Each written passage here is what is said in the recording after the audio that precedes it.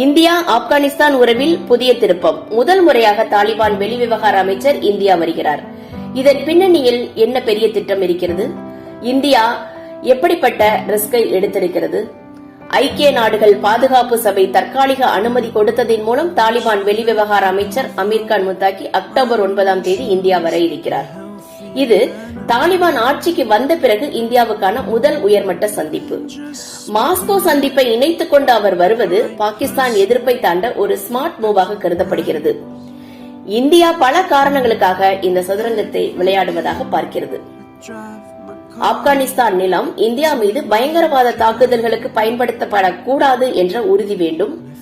உணவு, மருந்து, பேரிடர் உதவிகளை இந்தியா தொடர்ந்து மனிதாபிமானம் அடிப்படையில் அனுப்பி வருகிறது. அட்டாரி வழியாக 160 லாரிகள் அனுமதி வழங்கப்பட்டிருக்கிறது. சாபஹார் துறைமுகம் வழியாக வணிக வாய்ப்பு வழங்கப்பட்டிருக்கிறது. பாகிஸ்தான், சீனா, ரஷ்யா போட்டியிடும் சூழலில் இந்தியா தன்னுடைய இடத்தை வலுப்படுத்த வேண்டும். ஆனால் இது வெறும் வாய்ப்பு மட்டுமில்லை, மிகப்பெரிய ரிஸ்கும் கூட. தாலிபான் பெண்களுக்கு கல்வி தடை, நாடு முழுவதும் இணைய தடை விதித்திருக்கிறது. தாலிபான் வாக்குறுதிகள் எவ்வளவு நம்பத்தகுந்தவை? தாலிபானுடன் பேசுவது இந்தியாவை விமர்சனத்திற்கு ஆளாக்கலாம்.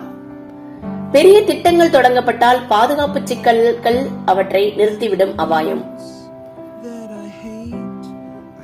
இங்கே மக்களும் அரசும் சிந்திக்க வேண்டிய கேள்விகள்: மனித உரிமை மீறல்களை செய்கின்ற ஆட்சியுடன் நாம் கைகோர்ப்பது சரியா? இணையதளத்தை மூடிய நாட்டில் இந்தியா எப்படி உண்மையான உதவி செய்ய போகிறது? தாலிபான் வாக்குறுதிகளை மீறினால் இந்தியாவிடம் என்ன அதிகாரம் இருக்கிறது?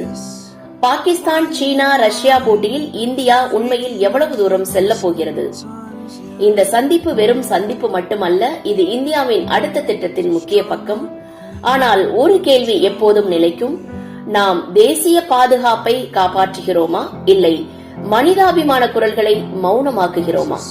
உங்களின் கருத்து என்ன? கீழே கமெண்ட் பண்ணுங்க.